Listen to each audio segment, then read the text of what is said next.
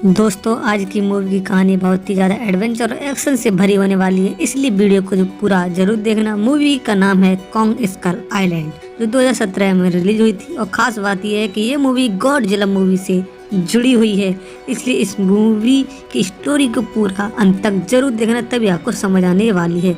Story पसंद आए तो चैनल सब्सक्राइब कर लेना और बेल आइकन को दबाना ना भूलें। मूवी की स्टोरी को वर्ल्ड वॉर 2 के समय से दिखाया जाता है, जहां पर दो जहाज आपस में लड़ रहे होते हैं। तभी दोनों जहाज एक दूसरे से टकराने की वजह से एक अनजान आइलैंड पर क्रैश हो जाते हैं। दोनों जहाजों के पायलट एक दूसरे के दुश्मन होते हैं, इसलिए लड़ना शुरू कर देते हैं। दोनों लड़ते हुए आइलैंड की एक चोटी पर पहुंच जाते हैं। तभी एक पहाड़ जितना बड़ा गोरिल्ला उन दोनों के पास आ जाता है। उसके तुरंत बाद टाइम स्किप किया जाता है और उससे पहले वॉइस ओवर के जरिए बताया जाता है कि लड़ाई के तुरंत बाद ही दुनिया का सबसे पहला सैटेलाइट अंतरिक्ष में भेज दिया गया है, जिसके जरिए पूरी पृथ्वी पर अलग अलग जगहों की तस्वीरें आ रही हैं और उनके जरिए अनजान जगहों के बारे में इंसानों को पता चल रहा है। उसके बाद कहानी को 1973 में दिखाया जाता है, जहां पर मिस्टर रेंडा नाम का एक आदमी अपने असिस्टेंट के साथ व्हाइट हाउस में एक आइलैंड पर जाने की मंजूरी के लिए आता है।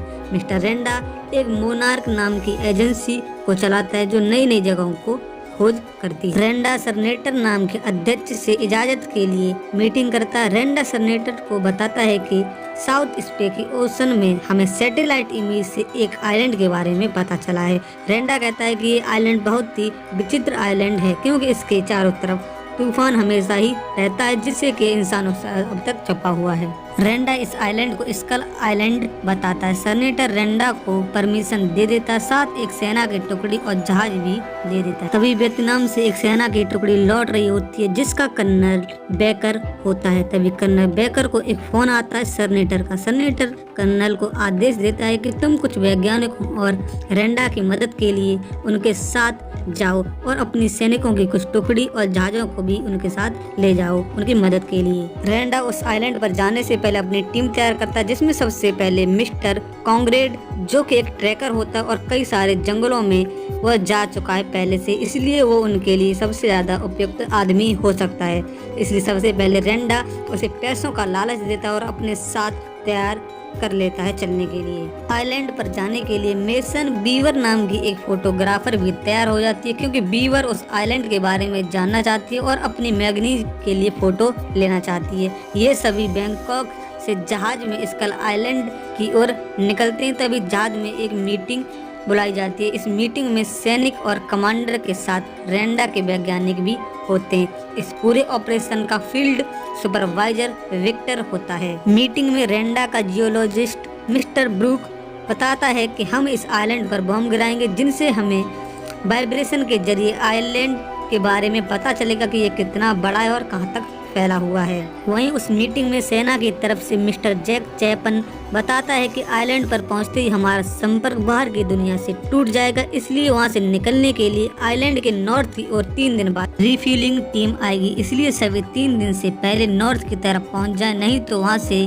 निकल नहीं पाओगे। मीटिंग खत्म हो जाती है। जब जहाज आइलैंड के पास पहुंच जाता है, तब उसके आसपास काफी तूफान होता है। कर्नल बेकर अपने जहाजों में वैज्ञानिकों को बैठाकर आइलैंड की ओर निकल जाते हैं। जब सभी आइलैंड के ऊपर होते हैं, तब सभी लोग आइलैंड की खूबसूरती को देखकर हैरान रह जाते हैं। रेंडा जियोलिस्ट को बम गिराने को कह देता है, जिससे कि आइलैंड की अब सकें।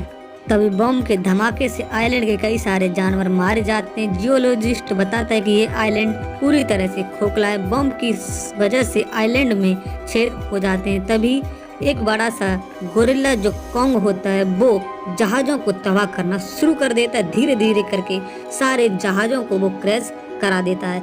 सभी लोग काफी डर जाते हैं। वो कॉन्ग पर गोलियां चलाना शुरू करते हैं, जिससे कॉन्ग और भी ज्यादा भड़क जाता है। वो लोगों को मारना शुरू कर देता है और कर्नल बेकर के कई जवान मारे जाते हैं, जिससे कर्नल बेकर कॉन्ग को मारना चाहता है।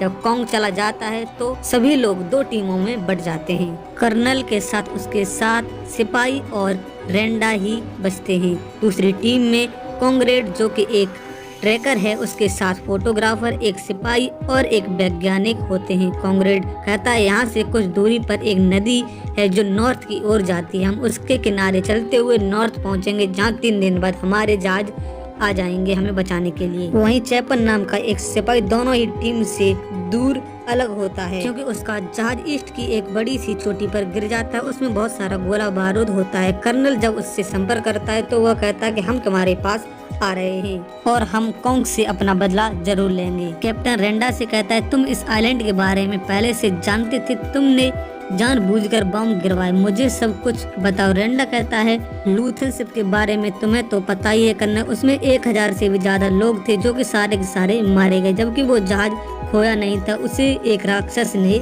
खत्म कर दिया था। मैं एक इकलौता आदमी था जो उस जहाज, तब किसी ने भी मेरी बात नहीं मानी थी, लेकिन आज इस आइलैंड पर आकर यह पता चल गया कि राक्षस असल में है। वहीं कांग्रेट की टीम को नदी के किनारे जाते समय एक बड़ा सा बुल दिखाई देता है जो कि बहुत ही ज्यादा शांत होता है। वो उन्हें कुछ भी नुकसान नहीं पहुंचाता है। इससे पता चलता है कि इस आइलैंड पर बहुत सारी अजीब और गरीब चीजें हैं। वहीं दूसरी तरफ कर्नल कहता है मैं उस कॉन्ग से अपने एक एक सिपाही का बदला लूंगा। जब कर्नल और उसकी टीम एक बेम्बू के इलाके से गुजर रही होती है तभी एक सिपाही को एक बड़ा सा मकड़ी मार देता है। उस मकड़ी को देखकर कर्नल उस पर गोलियां चलाने का आदेश दे देता है। वो सभी उस पर गोलियां चलाते हैं और उस मकड़ी को मार देते हैं। वहीं दूसरी तरफ जब ट्रैकर की टीम एक खंडर में पहुंचती है जहां उन्हें उस जंगल के आदिवासी घेर लेते हैं, तभी एक इंसान उन्हें बचाता है। ट्रैकर और उसकी टीम उसे देखकर चौंक जाती है। वो बताता है कि मेरा नाम हैक मार्लो है, मैं एयरफोर्स का एक कैप्टन हूँ और मैं वर्ल्ड वॉर 2 के समय से यहाँ पर हूँ। हैक को 20 साल हो गए थे उस आइलैंड पर। हैक बहुत खुश होता है क्योंकि अब उसे लगता है कि वो दोबारा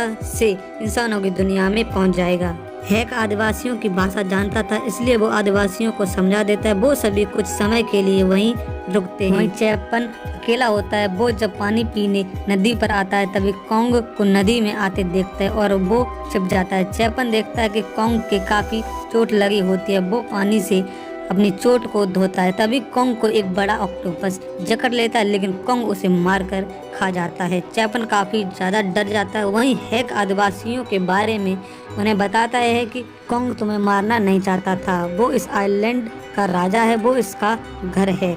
कॉन्ग इन आदिवासियों को बचाता है। ट्रैकर पूछता है किससे बचाता है। हैक बताता है कि इस आइलैंड के नीचे खतरनाक राक्षस रहते हैं जिन्हें मैं छिपकली कहता हूँ। उन्होंने कॉन्ग के पूरे परिवार को मार दिया था। कॉन्ग ही अकेला बचा है। वो इस आइलैंड के जानवरों को उनसे बचा रहा है, लेकिन बम की वजह से छिपकली बाहर आ गई। इसकी वजह से कॉन्ग ने गुस्से में तुम्हें मारने की कोशिश की। हैक बताता है कि अभी तो छोटी सी छिपकलियां ही निकली हैं, लेकिन सबसे बड़ी वाली अभी भी आइलैंड के नीचे है। ट्रैकर हैक को बताता है कि हम नॉर्थ की ओर जा रहे हैं। हैक कहता है तुम 3 दिनों में पैदल वहां नहीं पहुंच पाओगे। हैक अपनी बोट उन्हें दिखाता है जो उसने जहाजों के मलबे से बनाई हुई होती है। तभी मेसन बीवर को एक आवाज सुनाई देती है। वो एक बुल की होती है जो जहाज के मलबे से दबा होता है। मेसन उसे बचाने की कोशिश करती है, तभी कॉन्ग वहां आकर के उसे बचाता है, लेकिन कॉन्ग मेसन को कुछ नहीं कहता है क्योंकि मेसन जानवर की रक्षा कर रही थी। अगली सुबह उनके पास सिर्फ 48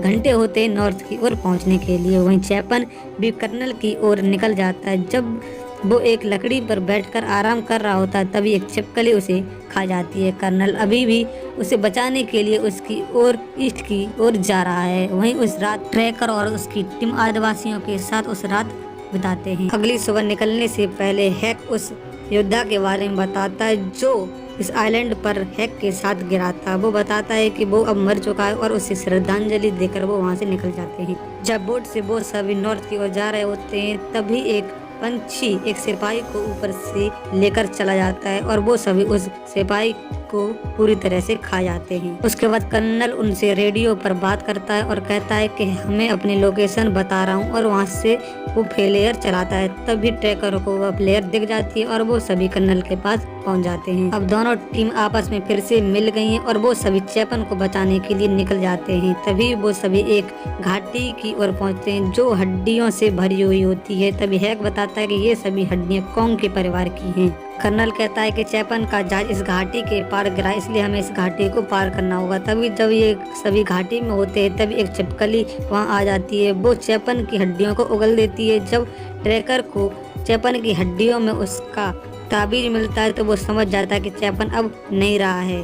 छिपकली घाटी में रेंडा और एक और आदमी को खा जाती है। वो सभी छिपकली से बचने के लिए उस पर गोलियां चलाने लगते हैं और उस छिपकली को मार देते हैं। ट्रैकर सभी को बताता है कि चैपर मर चुका है, फिर भी कर्नल नहीं मानता है। वो कहता है मुझे गोला और बारूद चाहिए जिससे कि मैं कॉन्ग को मार सकूंगा। ट्रैकर और बाकी लोग कर्नल से मना करते हैं कॉन्ग को मारने के लिए, लेकिन कर्नल नहीं मानता है। तब ट्रैकर और सभी को लेकर बोट की ओर चल देता है। कर्नल अपने सिपाहियों के साथ बारूद की तरफ चल देता है। ट्रैकर और सभी भटक जाते हैं, वो नदी का रास्ता भूल जाते हैं। तभी ट्रैकर पहाड़ी पर जाकर रास्ता देखने की कोशिश करता है। वहीं कर्नल को बारूद मिल जाता है। उस रात कर्नल सारे बम को बिछवा देता है और पानी में डीजल डलवा देता है। तब कॉन्ग नदी से होते हुए आता है, तभी कर्नल नदी में आग लगा देता है। कॉन्ग काफी घायल हो जाता है जलने के कारण। बम की आवाज सुनकर ट्रैकर 3 लोगों को बोट पर जाने को कह देता है और हैक, ट्रैकर और मेसन कॉन्ग को बचाने के लिए पहुंच जाते हैं। तभी बड़ी छिपकली धमाके की वजह से ऊपर आ जाती है। वो घायल कॉन्ग से लड़ने लगती है। छिपकली कर्नल को मार देती है। वो ट्रैकर और उसके साथियों के पीछे पड़ जाती है। वो सभी बोट की ओर भागने लगते हैं। कॉन्ग फिर से छिपकली से लड़ने लगता है। जब छिपकली घायल कॉन्ग को फिर से गिरा देती है तो वो फिर से उनके पीछे पड़ जाती है। मेसन एक पहाड़ी पर फिलर चलाती है जिससे बोट आ जाती है। बोट से छिपकली पर गोलियां चलाते हैं, तभी मेसन पानी में गिर जाती है। कॉन्ग उसे पानी में से निकाल लेता है। छिपकली कॉन्ग के हाथ को अपने मुंह में भर लेती है। कॉन्ग के दूसरे हाथ में मेसन होती है, उस हाथ को भी छिपकली अपने मुंह में भर लेती है। तभी कॉन्ग पूरी ताकत से छिपकली के मुंह में अपने हाथ निकालने की कोशिश करता है जिससे छिपकली मर जाती है। उसके बाद हेलीकॉप्टर आ जाते हैं और वो सब उस आइलैंड से निकल जाते हैं। और यहीं पर इस कहानी का अंत होता है। आपको यह कहानी की स्टोरी पसंद आई हो तो